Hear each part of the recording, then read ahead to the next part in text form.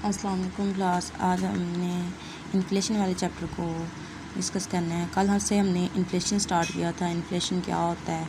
Inflation क्या होता है? एक ऐसी स्टेट होती है जिसमें मनी की वैल्यू फॉल कर जाती है, प्राइस लेवल जो है राइज़ कर जाता है। इसमें कल आपको डेफिनेशन कहा था, आपने अच्छे से कर ली होगी। ये फार्मूला देख लेना था कैसे इसको मेयर करते हैं। उसके बाद अब हमने स्टार्ट करना है डिमांड पुल इन्फ्लेशन।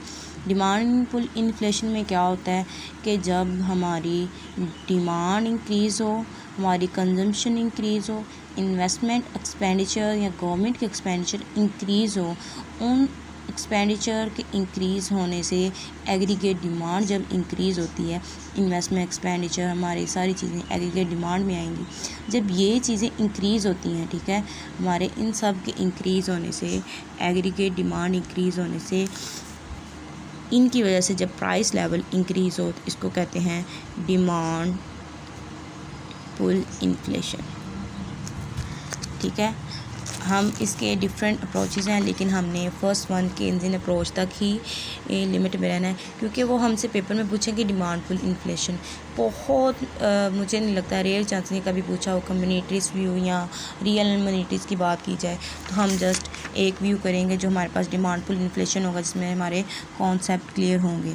यहाँ पे लिखा हुआ है कि if at the level of full employment, जब फुल एम्प्लॉयमेंट हो जाती है, मैक्सिमम हमारा आउटपुट हो जाता है, तो एग्रीगेट डिमांड इंक्रीज़ कर जाता है, तो it will result in demand pull inflation. Broadly it is said that, ये देखें, increase in consumption expenditure, increase in investment expenditure, increase in government expenditure और decrease in taxes. While the level of output is constant, level of output हमारा जो है ये Y है, हमारे पास constant रहेगा। जो हमने प्रोड्यूस करना है वो चेंज नहीं होगा। इनके चेंज होने से जब हमारे पास फुल एम्प्लॉयमेंट होगी, लेवल ऑफ आउटपुट जो है हमारे पास फिक्स होगा। ठीक है, जब हमारी लेवल ऑफ आउटपुट जो है वाई एफ, ठीक है, ये आउटपुट जो है ये हमारे पास फिक्स होगा। ठीक है, हमारे पास फिक्स होगा और फुल एम्प्लॉयमेंट होगी, ये हमारे पास फुल एम्प्लॉयमेंट है, आउटपुट हमारे पास फिक्स होगा। फुल एम्प्लॉयमेंट है मार्केट में, तो हमारा प्राइस लेवल क्या होगा, राइज़ करेगा, तब प्राइस लेवल राइज़ करेगा। अभी हम इसका डायग्राम देखते हैं कि कैसे ये बात करें। बस आपने ये चीज़ याद रखनी है कि जब हमारे expenditure, consumption, government expenditure, investment, consumption, taxes reduce होते हैं, उनके थ्रू फुल एम्प्लॉयमेंट होती है मार्केट में। ठीक है, जब हमारे एक्सपेंडिचर इंक्रीज़ हों, ठीक है, इन्वेस्टमेंट इंक्रीज़ हों और टैक्सेस जो हैं रिड्यूस हों और हमारे पास फुल एम्प्लॉयमेंट हो, ठीक है, फुल एम्प्लॉयमेंट हो और आउटपुट जो हमारा कांस्टेंट हो, आउटपुट हमारा फिक्स्ड और कांस्टेंट हो। ठीक है, तो इसकी वजह से, इन सब की वजह से, ठीक है, इन सब की वजह से प्राइस लेवल राइज हो, तो इसको कहेंगे डिमांड पुल इन्फ्लेशन। ठीक है, क्लियर। आगे हम इसका डायग्राम स्टार्ट करते हैं।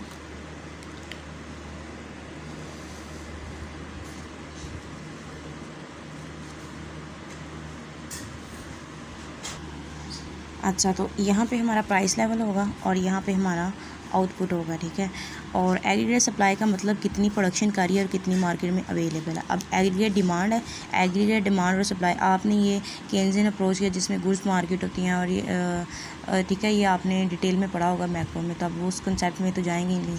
एग्रीगेट डिमांड जिसमें एग्रीगेट पूरी इकॉनमी की डिमांड होती है, एग्रीगेट सप्लाई जो पूरी इकॉनमी को सप्लाई किया जा रहा था। अब फर्स्ट ऑफ ऑल क्या कहता है कि यहाँ से हम जो है ना, ये हमारा AD1 आ गया, AD1 यानी कि एग्रीगेट डिमांड।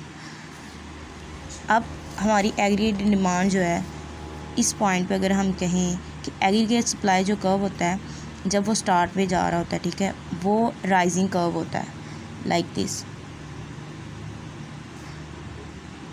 और एक पॉइंट पे जाकर वो वर्टिकल हो जाता है लाइक दिस। उसके बाद ये वर्टिकल होता है, ये स्टार्ट से वर्टिकल नहीं होता, क्योंकि इन्होंने यहाँ पे डायग्राम में बताया हुआ कि ये वर्टिकल है। वर्टिकल किस रेलिवेंट से है कि जब एग्रीगेट सप्लाई बढ़ता जाता है, क्योंकि आउटपुट हमारे पास फिक्स होता है जितना सप्लाई होनी होती है, उसके बाद जाके एक पॉइंट के बाद ये वर्टिकल होता है। स्टार्ट से वर्टिकल नहीं होता, लेकिन उन्होंने एम्प्लॉयमेंट को शो करवाने के लिए बताया कि वर्टिकल है। AD1 है, यहाँ पर इन्होंने हमारी प्राइस को कट किया, तो ये हमारे पास क्या है, ये हमारे पास P1 आ गया और ये हमारे पास Y1 आ गया, लेवल ऑफ आउटपुट।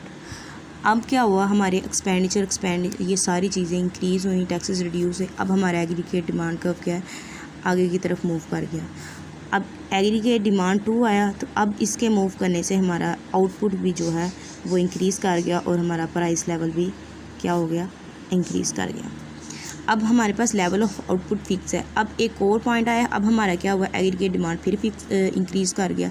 हमारा एग्रीगेट डिमांड इंक्रीज़ हुआ, AD3 आ गया। अब यहाँ पर हमारा प्राइस लेवल अगेन राइज हो गया, P3। अब हमारे पास जो सिचुएशन आई एग्रीगेट सप्लाई का, अब हमारा आउटपुट फिक्स है।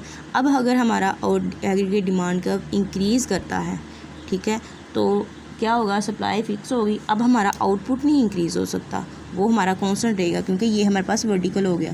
तो अगर हम फॉर एग्जांपल कहें कि हमारा एग्रीगेट डिमांड का 4 यहाँ पे आया है इस पॉइंट पे, ठीक है, इसको हम दे लेते हैं नाम, इक्विलिब्रियम होते हैं वैसे तो, यहाँ से स्टार्ट करना था। E1 आ गया, फिर E2 आ गया, E3 आ गया और E4 आ गया लास्ट वाला।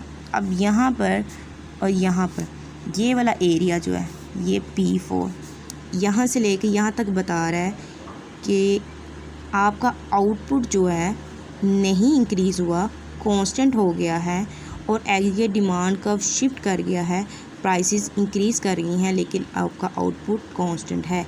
इसको कहते हैं डिमांड पुल इन्फ्लेशन, ठीक है। इन सब के इंक्रीज़ होने से जब हमारी प्राइसेस इंक्रीज़ होती हैं तो हमारा डिमांड पुल इन्फ्लेशन होता है। यहाँ पे पहले वो इंक्रीजिंग रेट था, फिर एक पॉइंट पे जाके वो वर्टिकल हो जाता है, जैसे आपने पहले इस डायग्राम को पहले पढ़ा होगा, ठीक है।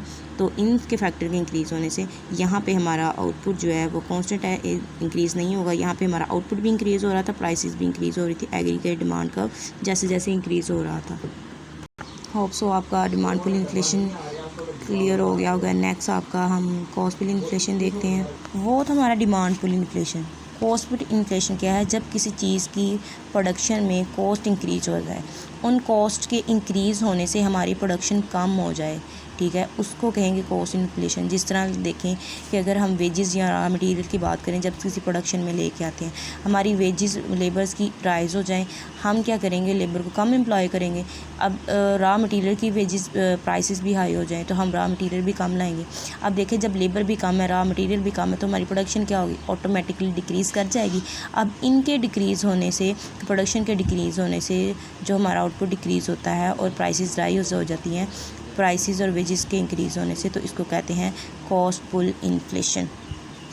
यहाँ पे एक इम्पॉर्टेंट कॉन्सेप्ट है कॉस्ट पुल इन्फ्लेशन के अंदर ही, कहते हैं कि inflation and unemployment go side by side. देखिए इन्फ्लेशन हुई, महंगाई हुई, चीज़ों की कीमतें बढ़ गई और अनएम्प्लॉयमेंट कम होगी। किस तरह उन्होंने वेजेस को कम हायर करना शुरू कर दिया। अब इन्होंने कहा ये गो साइड बाय साइड जाते हैं। It is said when the inflation is company, जब इन्फ्लेशन के साथ अनएम्प्लॉयमेंट हो, it is accorded as stagflation. बहुत इंपॉर्टेंट कॉन्सेप्ट है, अक्सर पेपर में आ जाता है कि व्हाट इज़ स्टैगफ्लेशन, ठीक है। तो जिन्होंने पेपर दिया था उनका स्टैगफ्लेशन भी आया था और उसके बाद जिन्होंने रीसीट का भी दिया था उधर भी स्टैगफ्लेशन की टर्म पूछी गई थी। तो in other words combination of rising, जैसे प्राइस लेवल राइज़ करे और साथ ही अनएम्प्लॉयमेंट राइज़ कर जाए, तो इसको स्टैगफ्लेशन का नाम दिया जाता है। इसमें क्या होता है कि अगर हम एक चीज़ को कम कर रहे हैं, लाइक हम अनएम्प्लॉयमेंट को कम करना चाहेंगे ना, तो हमारी जो है प्राइस लेवल जो है इंक्रीज़ कर जाएगा। इसको हम आगे देखेंगे, ठीक है। प्राइस लेवल, इन अनएम्प्लॉयमेंट और इन्फ्लेशन साथ साथ चलती है और इनका साथ है। जैसे ही अनएम्प्लॉयमेंट को कम किया जाएगा, प्राइस लेवल इंक्रीज़ हो जाएगा। इसको स्टैगफ्लेशन या स्लम्पफ्लेशन का नाम दिया जाता है। इसके भी या जो डायग्राम है ये वाले नहीं करने, हमने करना है cost pull inflation general view वाला। आप देखें यहाँ पे हमारी प्राइसेस हैं, वैसे ही कॉस्ट इन्फ्लेशन का डायग्राम होगा। यहाँ पे हमारा आउटपुट है, यहाँ आउटपुट के साथ इन अनएम्प्लॉयमेंट और एम्प्लॉयमेंट भी कह सकते हैं कि कहाँ पे फुल एम्प्लॉयमेंट है। यहाँ पे बेसिकली आउटपुट को हम शो कर रहे हैं। एग्रीगेट सप्लाई इतनी हमारा वर्टिकल है, शॉर्ट रन एग्रीगेट सप्लाई जो है मूव करता करता जिस तरह एक ये ही जो शॉर्ट रन सप्लाई का होते हैं, ये मूव करते करते वर्टिकल बन जाते हैं एक सिचुएशन पे जाके।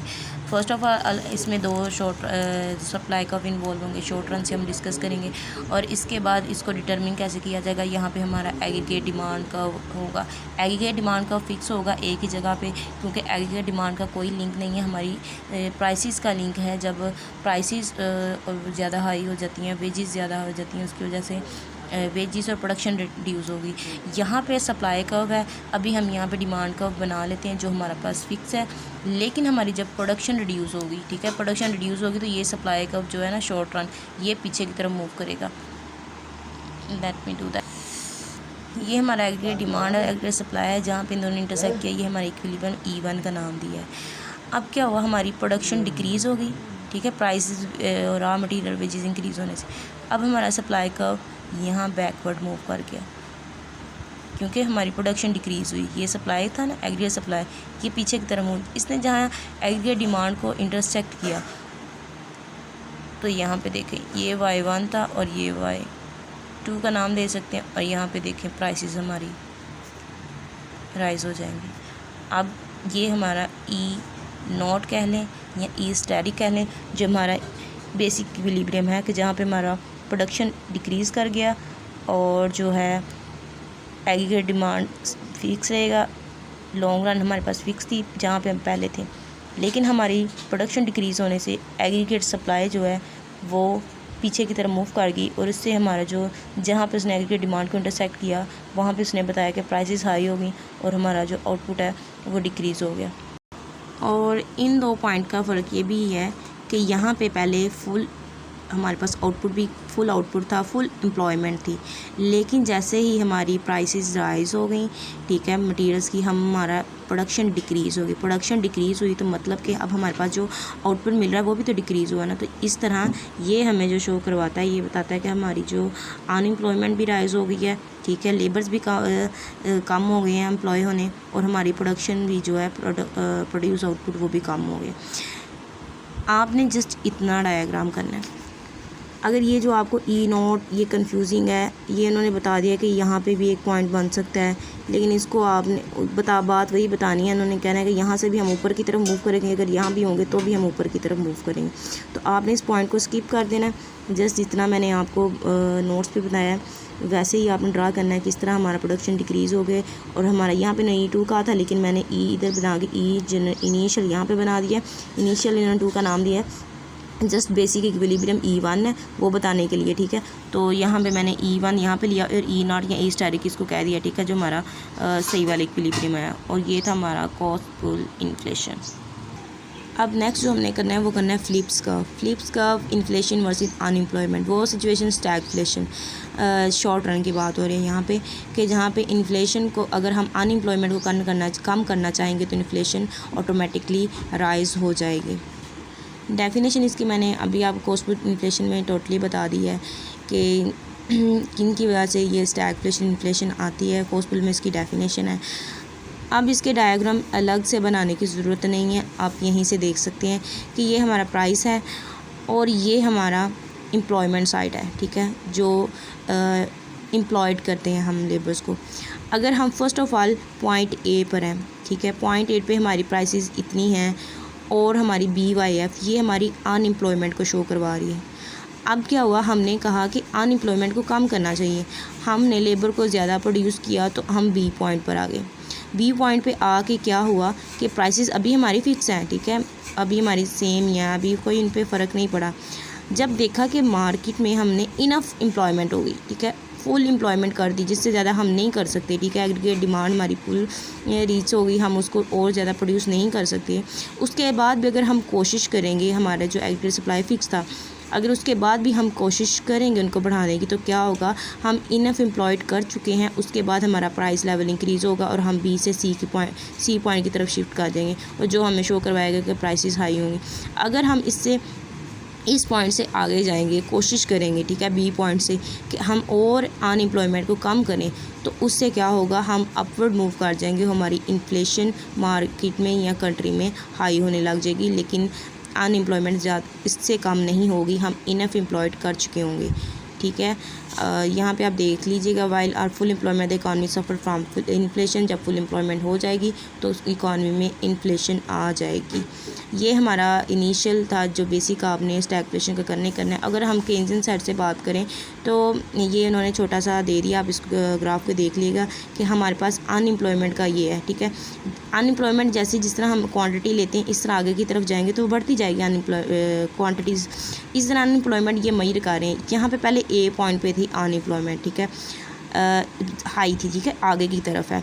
उसके बाद क्या हुआ, हमारी एग्रीगेट डिमांड बढ़ गई, आउटपुट बढ़ गया, ठीक है। आउटपुट बढ़ने की वजह से हमारा इक्विलिब्रियम हाई हुआ। तो अब क्या हुआ कि ये जो है हमारी अनएम्प्लॉयमेंट कम हुई तो हम बी की तरफ आ गए। जिस तरह ये था, ये हम इस तरफ से मूव किया था, लेकिन बेसिक आपने डायग्राम यही करना है। ये वाला भी आप कर सकते हैं अगर आपको लगे कि आपके पास मटेरियल शॉर्ट है, अगर आपको लॉन्ग में आ जाए तो बी की तरफ आ पाए। अब बी की तरफ क्या हुआ, अब फिर भी आपने कोशिश की कि हम और कम कर सकें, लेकिन अब आप आउटपुट कब आपके पास कंप्लीट था। अगर आप एग्रीगेट डिमांड को बढ़ाएंगे, प्राइस को बढ़ाएंगे तो आपके पास वो वाली सिचुएशन आ जाएगी डिमांड पुल इन्फ्लेशन की। एग्रीगेट डिमांड की वजह से प्राइस इंक्रीज़ होंगी तो हम अपवर्ड मूव करेंगे। अब हमारी और अनएम्प्लॉयमेंट कम नहीं होगी, इनफैक्ट अब हमारी प्राइसेस ही हाई होंगी, ठीक है। होप सो आपको आज का लेक्चर क्लियर होगा। आज हमने डिमांड पुल, कॉस्ट पुल, इन्फ्लेशन और फ्लिप्स कर्व किया। फ्लिप्स कर्व में हमने क्या देखा, इन्फ्लेशन वर्सेस अनएम्प्लॉयमेंट, ये शॉर्ट रन का था जिसमें हमने स्टैगफ्लेशन को डिस्कस किया। ओके, अल्लाह हाफिज़, टेक केयर।